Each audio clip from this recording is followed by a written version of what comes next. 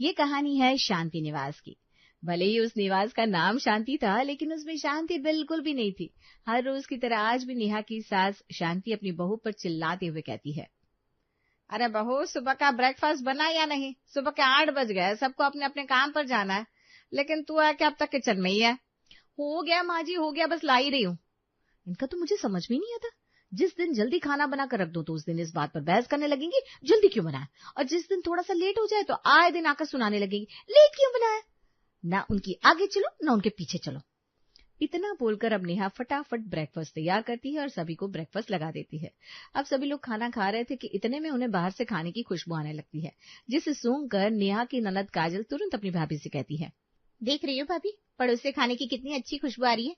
पता नहीं पड़ोस वाली भाभी आखिर खाने में ऐसा डालती क्या है जो इतनी अच्छी खुशबू आती है। कभी कभी तो मन करता है उन्हें अपने घर ले आऊं और उनसे ही खाना बनवाती जाऊं। अगर ऐसा है ननद जी, तो आपने अपने भैया की शादी अपने पड़ोसन से क्यों नहीं करवा दी? क्योंकि आप लोगों को तो मेरे हाथ का खाना जरा भी पसंद नहीं आता, चाहे मैं कितने भी मसाले डालकर क्यों ना बना लूं। वैसे भी लोगों को दूसरों के घरों का खाना ही पसंद आता है। अरे बहू, तो इतना भड़क क्यों रही है? तेरी ननद बस तुझसे इतना कह रही है कि पड़ोस के घर से बहुत अच्छी खुशबू आ रही है, हमने तेरे खाने में कमी थोड़ी ना निकाली है।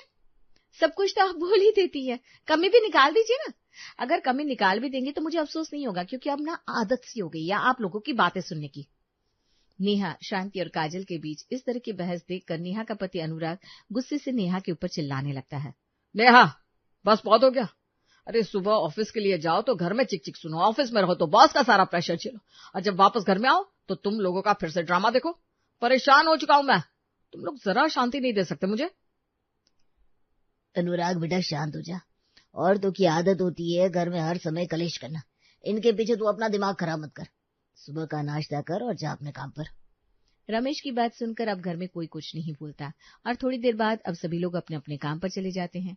अब देर शाम जब सभी लोग एक बार फिर खाने के टेबल पर आते हैं तो देखते हैं खाने में शाही पनीर, जीरा राइस और रायता रखा है।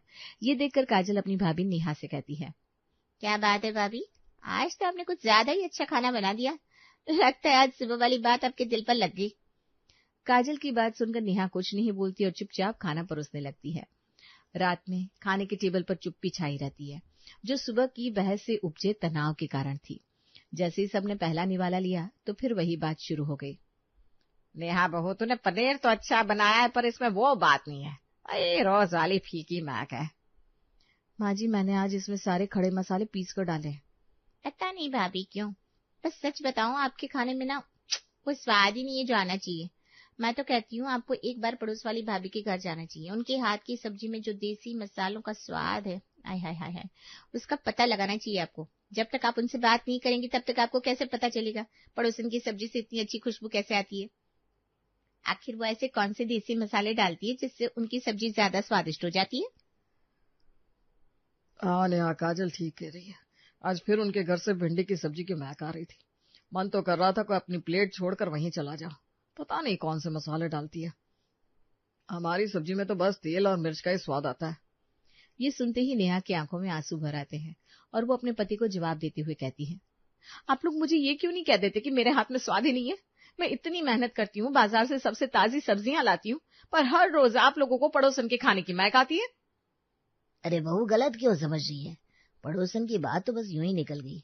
हम तो बस इतना कह रहे थे कि जरा हाथ में सफाई लाओ। उनकी सब्जी में देसी मसालों का स्वाद है, जबकि तुम्हारी सब्जी में महज तेजी है, स्वाद नहीं है।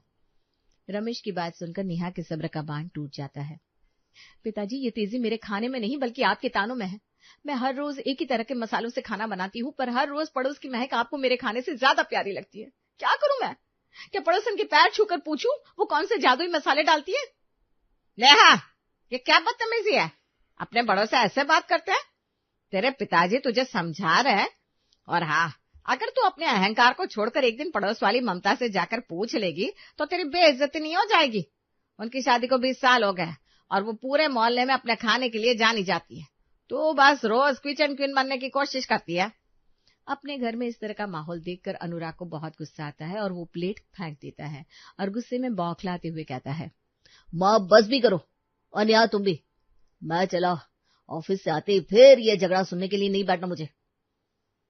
अनुराग बिना खाना खाए उठ जाता है और कमरे में चला जाता है। नेहा चुपचाप अपने आंसू पोंछती है और प्लेटें साफ करने लगती है। अगले दिन सुबह नेहा चाय बना रही थी, तभी उसे पड़ोसन ममता भाभी की रसोई से फिर एक अजीब सी पर बहुत ही मनमोहक महक आती है। उस खुशबू को सूंघकर अब नेहा अपनी बालकनी में जाती है और उसके किचन की तरफ झांकने लगती है। आखिर मैं भी तो देखूं पड़ोसन अपनी सब्जी में ऐसा कौन सा मसाला डालती है जिसकी खुशबू पूरे मोहल्ले में फैल जाती है। नेहा अपनी बालकनी से पड़ोसन के किचन की तरफ झांक रही थी, पर फिर भी उसे कुछ नजर नहीं आता। उसके बाद नेहा अपने हाथों को पटकते हुए एक बार फिर किचन में जाकर चुपचाप खाना बनाने लगती है। लेकिन पड़ोसन के घर की खुशबू इतनी तेज थी कि शांति निवास के घर के अंदर तक आ रही थी। वहीं हॉल में शांति बैठी थी और वो अपनी बहू को सुनाते हुए तेज ऊंची आवाज में कहती है, अरे राम राम राम राम, ममता तो सुबह सुबह कमाल कर देती है, कितनी शानदार खुशबू है। आहा, मन करता है आज का नाश्ता यहीं छोड़ दूं और उन्हीं के घर से खा कर आऊं। अपनी सास की बात सुनकर नेहा किचन में मुट्ठी भींच लेती है। उसे लगता है जैसे इस घर में वो सिर्फ बर्तन धोने और ताने सुनने के लिए है। अपनी सास की बात सुनकर अब नेहा मन ही मन बड़बड़ाते हुए कहती है, अब तो बस हो गया, रोज रोज ये पड़ोसन का राग मुझसे और नहीं सुना जाएगा। आज तो मैं जाकर देखूं कि वो आखिर कौन सी सोने की पत्ती या चांदी का पाउडर डालती है अपनी सब्जी में, जो मेरे साधारण मसालों में नहीं है। इतना बोलकर नेहा अब सभी के लिए नाश्ता लगाती है और सभी लोग नाश्ता खत्म करके अपने अपने काम पर चले जाते हैं। जब सब लोग अपने अपने काम पर चले जाते हैं तो शांति अपनी बालकनी में बैठी अखबार पढ़ रही थी। वहीं नेहा दरवाजा खोलकर तेजी से अपनी पड़ोसन ममता के घर की तरफ बढ़ जाती है। ममता अपने किचन में कुछ सब्जियों को काट रही थी। दरवाजे पर नेहा को देखकर वो खुश हो जाती है। अरे ममता, आओ आओ, अंदर आओ, सब ठीक तो है ना? आज सुबह सुबह कैसे आना हुआ? कुछ नहीं भाभी, मैं बस यूं ही आ गई आपके घर। नेहा चाहकर भी ममता को कुछ नहीं कह पाती और थोड़ी देर उसके पास बैठकर वापस अपने घर आ जाती है, जहां उसकी ननद एक बार फिर अपनी भाभी नेहा को ताना देते हुए कहती है, आ गई पड़ोसन की सब्जी के मसाले का पता लगाकर? नहीं ना? मैं तो जानती थी भाभी, आपकी बस की कुछ नहीं। खैर क्या ही कहे। इतना बोलकर काजल अब अपने कमरे में चली जाती है, तो वहीं नेहा भी चुपचाप अपने कमरे में जाकर बैठ जाती है और आइडिया लगाने लगती है कि आखिर पड़ोसन अपनी सब्जी में ऐसा क्या डालती है जो उसकी सब्जी से पूरा मोहल्ला सुगंधित हो जाता है। देखते ही देखते शाम हो जाती है और शाम को नेहा खुद से कहती है, मैं खड़े मसाले पीसकर सब्जी में डाल देती हूँ, क्या पता इससे सब्जी में स्वाद आ जाए और पड़ोसन की सब्जी की खुशबू मेरी सब्जी के आगे फीकी पड़ जाए। अब नेहा वैसा ही करती है जैसा उसने सोचा था। वो खड़े मसाले को पीसकर सब्जी में डालती है और आज उसकी सब्जी में खुशबू भी अच्छी आ रही थी। अब जब सभी लोग खाना खाने डाइनिंग टेबल पर बैठते हैं तो शांति अपनी बहू के बनाए गए खाने को देखकर कहती है, क्या बात है नेहा बहू, आज तो तेरे खाने से खुशबू हल्की फुल्की ठीक ठाक आ रही है, लगता है आज तूने बहुत मेहनत करी है। शांति ये बात बोलती है कि इतने में ममता अपने हाथ में एक सब्जी और खीर की कटोरी लेकर आती है और देते हुए कहती है, मैंने आज अपने घर में कढ़ाई पनीर और ये खीर बनाया है, सोचे आप लोगों को दे दूं। अरे ममता, ये तूने बहुत अच्छा किया, वैसे भी तेरे खाने की खुशबू हमें पागल कर देती है। हाँ ममता भाभी, माँ बिल्कुल ठीक कह रही है। आप ये सब्जी और खीर लेकर आई, सच में अब तो लगेगा खाने का जायका पूरा हो जाएगा। सबकी बातें सुनकर ममता मुस्कुराती है और वहां से चली जाती है। अब ममता के जाती है उसके घर में एक महायुद्ध शुरू हो जाता है। ममता भाभी के हाथ की बनी सब्जी और खीर तो मैं ही खाऊंगा, चाहे कुछ भी हो जाए। जी नहीं, भाभी के हाथ का खाना मैं खाऊंगी। वैसे भी नेहा भाभी के हाथ का खाना खाकर मुझे मजा नहीं आता। अरे ये खाना कोई नहीं खाएगा, ये खाना मैं खाऊंगी क्योंकि ममता ने ये खाना मेरे लिए दिया है। अरे वही इतना लड़ क्यों रहे हो, थोड़ा थोड़ा बांट लो सबने। अपने घर में ममता के हाथ के खाने के पीछे इस तरह लड़ते झगड़ते देखकर नेहा को बहुत अजीब लगता है, पर वो किसी से कुछ नहीं बोलती और अपने कमरे में चली जाती है। अब वो ठान लेती है कि वो पता लगा कर रहेगी कि आखिर वो खाने में ऐसा क्या डालती है जिसके पीछे उसका पूरा ससुराल पागल है। अब अगली सुबह नेहा एक पुरानी साड़ी पहन लेती है और एक लंबा सा घूंघट कर लेती है। उसे इस तरह देखकर उसके ससुराल वाले हैरान हो जाते हैं। अरे भाभी, ये क्या, ये कैसा लुक अपना लिया आपने? मेरा मतलब है आज की बात क्या आप नौकरानी की तरह इस घर में रहेंगी? नहीं नाना जी, मैं इस घर में नौकरानी की तरह नहीं रहूंगी, बल्कि मैं नौकरानी की तरह पड़ोसन के घर में रहूंगी। आप लोगों को उनकी सब्जी पसंद है ना, इसलिए मैं उनके घर में कुछ दिन काम करने के बाद ये पता करूंगी कि आखिर वो सब्जी में ऐसे कौन से मसाले डालती है जिससे उनके घर में इतनी अच्छी अच्छी खुशबू आती है। अरे वाह बहू, पहली बार तूने समझदारी से काम लिया है, जा जा जा जल्दी जा। शांति की बात सुनकर नेहा अपने घूंघट को और लंबा कर लेती है और पहुंच जाती है ममता के घर। अब ममता घूंघट में एक औरत को अपने घर पर देखकर उससे सवाल करती है, तुम कौन हो बहन, और मेरे घर में किस लिए आई हो? मालकिन, हमारा नाम धन्नो है। हम ये घर में काम खोजते आए हैं। हमको कोई बताया कि आपको नौकरानी की जरूरत है, इसीलिए हम यहाँ आ गए। अब आपको नौकरानी का जरूरत है और हमको काम का, तो अब हमें काम पर रख लीजिए ना। अरे तुम तो एकदम देहात से आई लगती हो। हाँ काम तो है, पर तुमने इतना लंबा घूंघट क्यों रखा है? ना मालकिन, ई ना हमरे ससुराल का रीत है। ई तो घूंघट बस हमारा पति देवता के आगे ही खुलता है और किसी मर्द के आगे ना। वाह, तुम बहुत संस्कारी हो। ठीक है धन्नो, तो मैं काम पर रख लेती हूँ। आज से तुम सब साफ सफाई करो और कपड़े धो। अगले दिन नेहा चुपचाप घूंघट ओढ़कर ममता के घर पहुंच जाती है और धन्नो बनकर काम शुरू कर देती है। ममता उसे किचन से दूर रखने के लिए हर रोज कोई ना कोई नया काम दे देती। धन्नो का हाल बुरा हो गया था। ऐसे ही 2 दिन और गुजर जाते हैं। शाम का वक्त, ममता के पति सुरेश ऑफिस से आते हैं और धन्नो को घूंघट में काम करते देखते हैं। अरे कौन है ये ममता? ये नई काम वाली है क्या? और इस तरह घूंघट में क्यों रहती है? तुम अपना घूंघट हटा क्यों नहीं लेती? जी मालिक, हमारा नाम धन्नो है और ये घूंघट हमारे पति देवता की खातिर है। उनके अलावा हम किसी के आगे घूंघट ना हटाते। अरे वाह ममता, तुम्हारी काम वाली तो बहुत संस्कारी है। कोई बात नहीं धन्नो, आराम से काम करो। सुरेश अंदर चले जाते हैं। नेहा तुरंत किचन की तरफ जाने की कोशिश करती है ताकि कुछ तो पता चले, तभी ममता उसे रोक लेती है। मालकिन, हमको चाय पीने का मन है। रोज रोज काम करके ना पेट सूख गया है। हम आपके लिए एकदम बढ़िया चाय बना देगा। हमको चाय बनाना बहुत अच्छे से आता है मालकिन। अच्छा धन्नो, तुम्हें चाय अच्छी बनानी आती है? खैर अभी इसे छोड़ो, मुझे ये बताओ, तुम्हें चाय अच्छी बनानी आती है या फिर जूते पॉलिश करना? जूते पॉलिश? ना मालकिन, ये हमको ना आता। हमको बस चाय पानी और खाना बनाना आता है। हम अपने घर में महारानी थे। नहीं नहीं नहीं, चाय तो मैं खुद बना लूंगी। और क्योंकि तुम चाय बहुत अच्छी बनाती हो और जूते पॉलिश करने नहीं आते, इसलिए काम करो, तुम जाओ और सुरेश जी के सारे जूते एक एक करके चमका दो। एकदम नए जैसे दिखने चाहिए। आज तुम्हारा यही काम है। नेहा गुस्से से लाल हो जाती है। वो खींचते हुए जूते उठाती है और कोने में बैठ जाती है। क्या करूं इस सौतन की सब्जी का? ये तो हमको किचन में चटनी पीसने भी ना देगी।